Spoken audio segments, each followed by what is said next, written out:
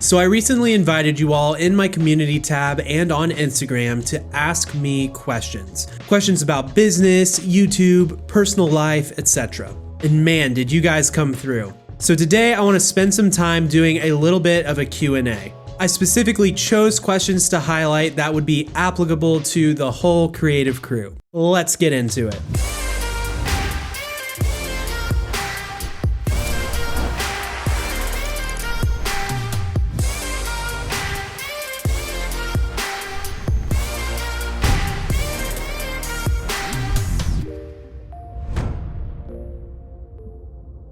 All right, welcome back to the channel. As mentioned before, today we are doing a Q&A. Hopefully it will be a good time. Let's get into it.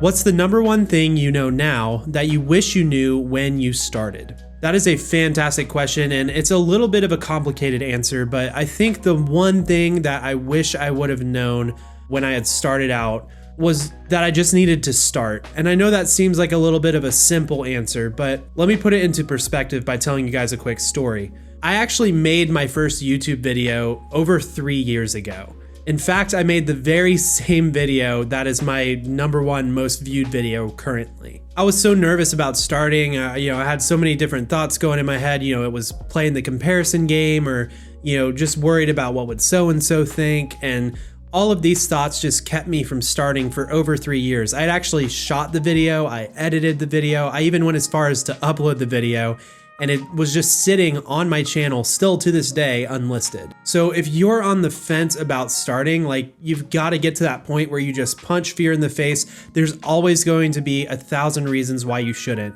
There'll always be valid excuses of why you think that it would be better to wait. But if you get started and just make that commitment, get past that first hurdle, it will be a really good thing. You'll learn so much more, so much faster. You'll get real experience, and biggest of all, you'll just be able to say that you've actually started. What's the best key light, specifically softbox, for under $200 that is great? That's a great question, and I would highly recommend you check out this video right here, because I really think this is one of the best value softboxes that you can get, and actually it's what I'm using right now to light this video. And it's only $50. So if you're in the market, definitely check that one out. It's a really great light and very affordable. I feel like friends are going to judge/laugh if I tell them I want to start a YouTube channel. Advice? I wanted to highlight this question because I actually got a few questions like this, and I remember having some of these same thoughts prior to starting my channel. There were certain people in my life that I kind of pictured that were, this, that, or the other, whether they were friends or family or peers. And I remember thinking man, what would they think if I said I wanted to start a YouTube channel? First of all, don't put words in people's mouths. And second of all, you need to get past it and realize you're not making this content for them. You're making it for people that are passionate about what you're passionate about. Just because these people are in your life doesn't mean that they're going to be super into whatever it is that you're making. And that's okay, because at the end of the day, you're not making it for them. You're making it A, for you, and B, for people that are also like-minded and interested in that stuff. And you're going to be able to create your own community online that's a little bit separate from your personal life, and that's totally okay. So don't make content to please people. Make content that makes you happy and that you feel like you can help and add value to other people that are into the same type of thing. What are your biggest tips in increasing views? This question actually comes from my friend John, who's recently started his own YouTube channel. And John, I think that is a great question. My biggest advice is to actually not focus on the views, especially in the beginning. Just focus on really creating content that you feel proud of, that you like, and that's interesting to you, and that is hopefully adding value to other people. The views will be a result. Now, if you want to get really practical on how you can get some increase in your views, it all comes down to your topics. It all comes down to what it is that you're creating and making sure that you're using really strong titles and really strong thumbnails. And if you want to learn a little bit more about my whole process on how I approach YouTube, check out this series here. How do you have time to create, repeat, and continue to put out content consistently? This is a fantastic question from Jonathan, and we actually spent a little bit of time talking in the DMs on Instagram about this, but ultimately what it comes down to is priorities. You got to ask yourself, what is your end goal with your channel? Is it just a side thing that you're having fun with, or is it something that you want to do full time? What I find helps me tremendously is having dedicated planning time where I can really just sit down and plan out my next couple video ideas and then go batch shoot them. When I can batch shoot videos, that means recording 3 or 4, talking head pieces at once. It really helps save time, and all of that is a result of planning. So if you're someone who's struggling for time, you feel like, I can't keep putting out videos every single week, try to batch create. Find yourself with a 2 or 3 hour time slot on a Saturday or in an evening, and see if you can go in with that prepared, ready to crank out a couple of videos. It really makes a difference. And yeah, plan it all, plan it out, write scripts, all that stuff will save you time when you actually go to shoot.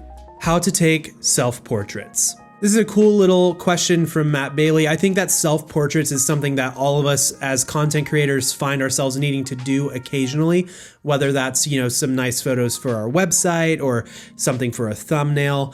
There's a lot of practical reasons in this day and age for self-portraits, and that's exactly why I created this video right here. So definitely go and check it out. And that's actually a great segue to today's sponsor, Skillshare. Skillshare is an online community designed for creatives. With thousands of classes, you can level up your skills in a ton of different areas. Lighting, photography, video, YouTube, and so much more. I actually started using Skillshare back in 2015 as I was starting my own creative business. It was a valuable resource for me because I was able to get relevant information from creators who were ahead of me. This helped me go further faster. Currently, I'm taking the Productivity for Creatives class by Thomas Frank, and it is gold. It's helping me learn how to balance my creative space, schedule, and workflow. Because Skillshare is a community designed for learning, there's actually no ads, which means no distractions. Right now, the first 1,000 of you to go down and click the link in the description will get a free trial of their premium membership. As I say all the time on this channel, my goal is to be a resource to creatives. And sometimes that means sharing what some of my favorite resources are. And that includes Skillshare. All right, thanks for listening. Let's get back to the video.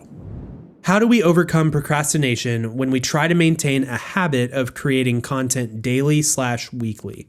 I think procrastination often comes from a lack of excitement. I think sometimes we get super excited when we start a new project. We're so pumped about it. We have the big vision for what it's going to be. And then when we start working on it, we quickly find out that it's actually not turning out as good as we thought, or maybe it's a lot more challenging than we thought it would be. And then we kind of just want to put it down and walk away for a little bit. Then we get excited about some other project. And before you know it, this happens again and again, and you have 10 unfinished projects when you could have put all that time and energy into just seeing the first one through. When you can keep anchored in your why and remember what your mission is as a content creator. And if you don't have a mission, that's okay, but I would encourage you to sit down and really try to think through why am I doing this thing? Not just to get views or, to get money, but on a deeper level, what is it that fires me up? What's that fire that's shut up in my bones? What's that thing that really excites me and, makes me come alive? When you can combine your why with that mission of adding value to other people, then it's a lot easier to see things through because you can have that bigger picture of oh yeah, this is why I'm doing it.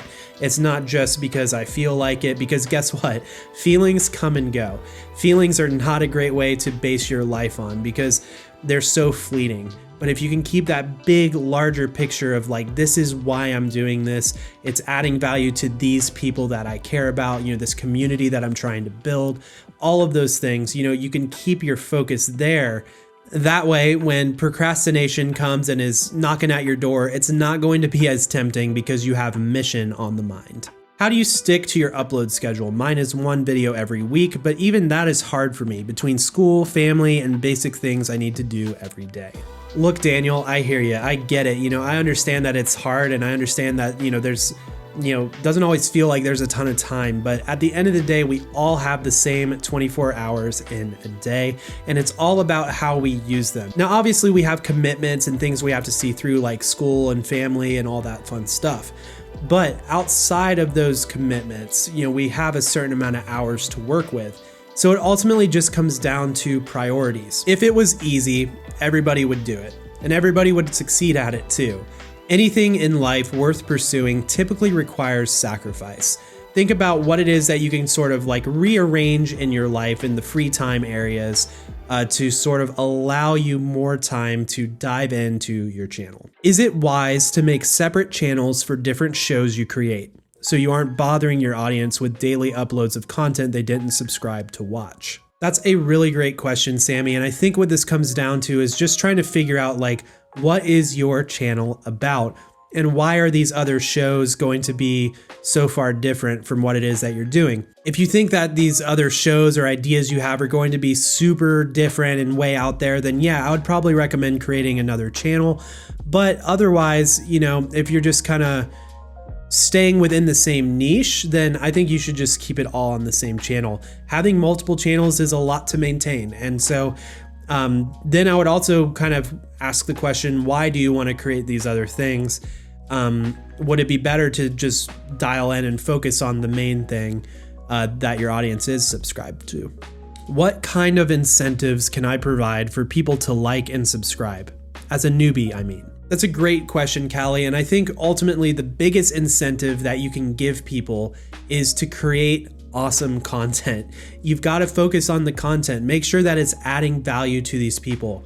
Ask yourself, if I was somebody that kind of stumbled upon my own channel, would I want to come back? Like, what am I getting out of it? You've got to focus so much less on elevating yourself and so much more on elevating the viewer. And so really ask yourself these questions, be honest with yourself, and make sure that you're making content that's worth subscribing to. How do you not run out of ideas? Another question from Callie, and this is a great question as well. How do I not run out of ideas? I think because I'm so passionate about the stuff that I'm doing, there's just a lot of ideas that come naturally. But if you're struggling with trying to come up with ideas for your channel, I'd recommend checking out this video here. I go through 20 different video ideas that will help jumpstart your creativity and really get you just thinking about how to do this type of stuff in your own niche. How to engage the viewers if I have a dance YouTube channel. That's an interesting question, and I would say that my answer to that is going to be create engaging content. Remember why people are using YouTube. They want to be entertained, which dance videos can definitely do that. They also want to learn and they want to connect. So think about what other types of videos you can do still within the dance niche that is helping to educate, add value, and also tell a little bit about you and your own approach towards dance. Any tips on how to overcome camera shyness and still be authentic? I think the biggest advice that I have to anybody who's out there that's a little camera shy, like Kareen or even myself sometimes, is just to keep practicing, keep the consistency, and lean into more of who you are. Don't try to be something that you're not. It's okay to try to be a better, more animated version of yourself on the camera, but you don't have to try to emulate someone else. You don't have to try to be way over the top or, super personality or whatever. Just try to be real, try to be genuine. And one of the practical things that helps me so much when I'm doing these videos is to actually write a script. It really lets me get all of my thoughts out, and I can make sure that I deliver all of the actual content that I intend to. And that way when I sit down, I simply have to glance at the script and then I try to deliver it. And a really good thing that can help you with the editing later is to make sure that after each take, you end with your vocal inflection sort of on a downward slope. You don't want it to end on an upward slope where it sounds like you're still going to say something even though you're not. So think about these things and you'll get much more familiar with this as you begin to edit your videos more, and you'll really learn quickly what it is that you like and what it is that you don't like. And over time, you'll refine that craft and really be able to come up with some awesome videos and feel a little bit more comfortable and confident in front of the camera. All right, everybody, that's going to about wrap up this video. I hope you guys have enjoyed this and found some value from it. If you've got further questions, let me know in the comments below, or feel free to connect with me on Instagram. Hit me up in the DMs. I always try to go through there and respond as much as I can. So let's keep the communication going. Let's keep the conversation rolling. If you're curious about what type of gear that I use, or maybe where I get my music or video effects, I've put a ton of links down in the description as a resource for you. Before you guys leave, make sure to like this video, subscribe, turn on notifications, and as always, stay creative. Peace.